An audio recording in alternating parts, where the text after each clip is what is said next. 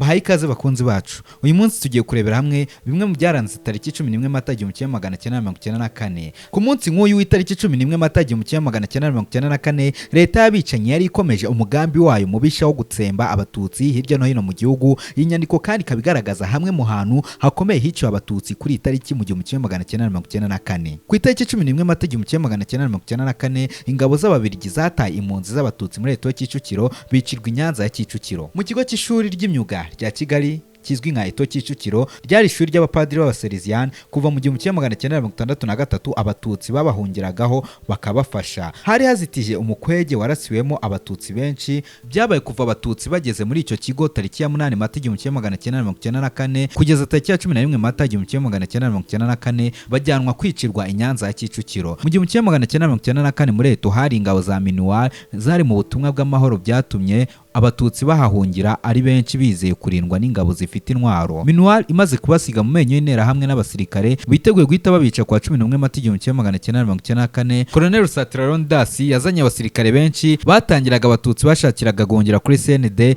no kuri Stade Amahoro i Remera, nuko barabashorera bagenda babica kuva kuri Sonatibe kugera i Nyanza ya Kicukiro. Barahabicira babatera amagerenade, ubundi intera hamwe zikajya mu mirambo gutema abatapfuye neza. Ingabo z'ababirigi zatereranye abatutsi muri ETO zari ziyobowe na Lieutenant Louis Lemel, akaba yarakuriwe na Lieutenant Colonel Dewez. Bose bakaba bari bayobowe na Colonel Louis Marshall, ari nawe wari wungirije General Dallaire ku buyobozi bw'ingabo za minuar. Abo nibo kandi bakwiye kubazwa mbere y'abandi iyicwa ry'abatutsi bari bahungiye muri ETO. Ku itariki 11 Mata 1994, ubwicanyi bwakorewe abatutsi muri Kiliziya ya Paruwasi Gatolika ya Kiziguro muri komini Murambi. Kuva ku wa 7 Mata 1994 kugeza kwa 10 z'ukwa 4 1994, abatutsi batangiye guhunga hirya no hino bahungira kuri Kiliziya Ikiziguro. Bahageze babeshywa ko bagiye kuharindirwa, ariko barabareka bariyegeranya baragwira, maze ku itariki ya 11 Mata 1994 barabica guhera saa 4 kugeza saa 10. Bishwe n'intera hamwe zoherejwe na Burgomestre Gatete Jean Baptiste afatanyije na Rwabukombe Onesphore wari Burgomestre wa Muvumba, Mwange Jean de Dieu, Somana Marite wari assistant Burgomestre wa Murambi, Nkundabazungu Gisita wari umucuruzi, Niyonzima Deogracias wari brigadier wa commune, Mbuguje Jean Damascene wari umucuruzi,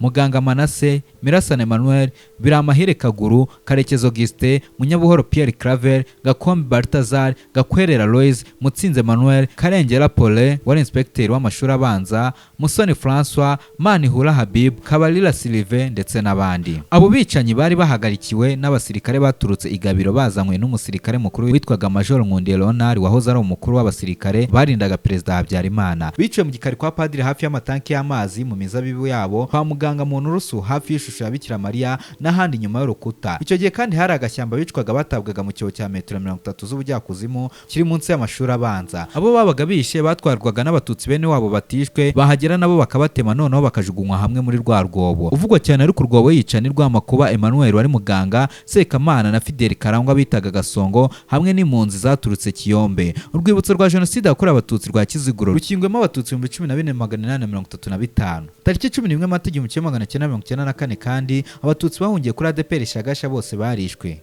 ADPR Shagasha rwari urusengero rw'abarokore kandi rwasengeragamo abakristo benshi harimo n'abatutsi benshi, akaba ari nayo mpamvu abatutsi bahahungiye. Abatutsi bahahungiye ni abana n'abagore, kuko abagabo iyo bahagera bari kwicwa. Muri uru rusengero hahungiyemo abagore n'abana bagera kuri 60, bakaba baratangiye kuhahungira guhera tariki ya 11 Mata 1994. Abatutsi bakaba baratangiye kandi kwicwa no gutwikirwa amazu. Muri rusengero nubwo kandi hahungiyemo abagore n'abana, ariko intera hamwe zazaga kurobanuramo abana b'abahungu bakabica. Kugira ngo baticwa bambikwaga amakanzu, intera hamwe zaza zikagira ngo ni abakobwa. Ikindi gikorwa kirenzo nuko abagabo bakurwaga muri segiteri ya Shagasha, Munyove, Rwahi, bose bazanwaga kwicirwa kuri ya ADPR ya Shagasha. Hakaba hariciwe abatutsi benshi bakurwaga muri iyi mirenge yavuzwe haruguru. Tariki ya 11 Mata 1994 kandi abatutsi biciye Isave muri komini Gisuma Cyangugu. Mu cyahoze ari komini Gisuma, segiteri ya Ruharambuga, serire ya Gihinga muri prefecture ya Cyangugu. Uyu munsi akari mu karere ka Nyamasheke mu murenge wa Ruharambuga mu kagari ka Save. Muri jenoside kwa 11 Mata 1994 hahurijwe abatutsi basaga 50 bahurizwa mu nzu yitwaga Mukandagara Odette, babiciramo bose barabarangiza. Aha naho kandi akaba harabaye umukwa wo kubagota mu kagari kabo, bakabahuriza muri iyo nzu bakabona kubica. Nanone kandi mu cyahoze ari segiteri Nyamuhunga, serire Kimundu, naho hiciye abatutsi basaga 1000, bakaba bari bakusanyijwe n'intera hamwe zaho zatangiye gukubita abantu no kubatoteza bikabije. Abatutsi babo bagahitamo guhungira kuri segiteri ya Nyamuhunga, ariko akaba ari nabwo buryo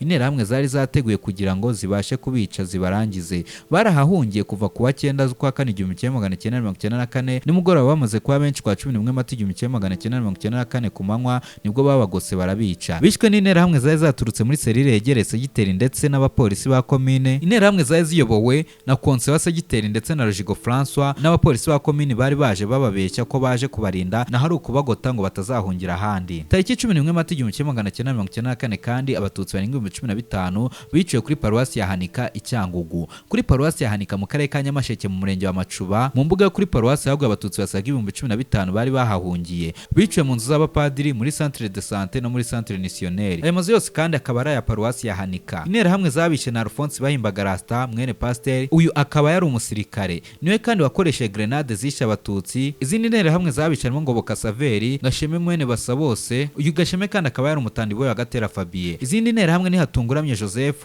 Hanyurwa Valence, Nyerabahizi Oscar, Michel Bahimaya. Mukono ari umucuruzi mu Kirambo, akaba ari n'abaguriraga icyo kunywa interahamwe ngo zice zifite morale. Abo bose kandi bakaba bamwe bari abayobozi b'interahamwe, abandi ari interahamwe ruharwa zamaze abatutsi bo kuri paruwasi ya Hanika. Abatutsi bo muri komini yitwaga Gatare batangiye guhungira kuri paruwasi ya Hanika kuva ku itariki 8 z'ukwa kane 1994 kugeza ku itariki 9 z'ukwa kane 1994 kuko babonaga abahutu baho batangiye kwirema mu dutsiko bavuga ko abatutsi babiciye umubyeyi wabo. Kwa 9 z'ukwa kane 1994 nibwo hishwe umusore wishwe atewe inkota n'umuturanyi we, ashyingurwa kwa 10 z'ukwa kane mu Muramba Gitwa. Abatutsi bagiye kumushyingura, abahutu barimo babakina ku mubyimba ngo muzashyingura mu ruhe. Kuwa 11 z'ukwa kane 1994 nibwo kandi burugumesitiri w'icyahoze ari komini Gatare witwaga Rugwizangoga Fabien yahageze nka saa 6 avuye mu nama ya Prefet ya Cyangugu Emmanuel Bagambiki. Nyuma yaho nka saa 9 hahise haza igitero gikomeye kiza kubica burugumesitiri ahavuye. Iki gitero kandi cyarimo umugore witwaga Margarita wari konseye kuva mbere 1990 urugamba rwo kubohoza igihugu rutangizwa. Uyu mugore kandi akaba yaragize uruhare rutaziguye mu gufungisha abatutsi benshi